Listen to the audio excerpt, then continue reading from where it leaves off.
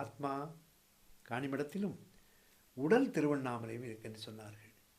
பிச்சைக்காரருக்கு திருவிக்கிரகத்துக்கு முன்பு நின்று யார் என்ன பிரார்த்தனை செய்தாலும் அந்த பிரார்த்தனைகளாம் ஏற்று என் தந்தை வரம் அளித்து அருள் புரிவார் என்று சொன்னார்கள்.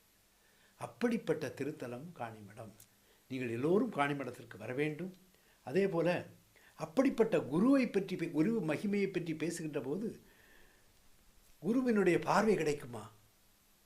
அவருடைய தரிசனம் கிடைக்குமா? தரிசன தேவகா கிடைக்காது. எத்தனை கோடி தவம் இருந்தாலும் காண கிடைக்காத ஒரு பரம்பொருள் நம்மை தேடி பிச்சைக்காரனாக காசியிலே பிறந்து கங்கை கரையிலே தவழ்ந்து சாதுக்களோடு உலாவி வந்த அந்த பெருமான் தமிழகம் நோக்கி வந்து திருவண்ணாமலையை தேர்வு செய்திருக்கின்றார். அண்ணாமலையுடைய சிறப்பு என்ன? அண்ணாமலைக்கு செல்ல வேண்டாம்,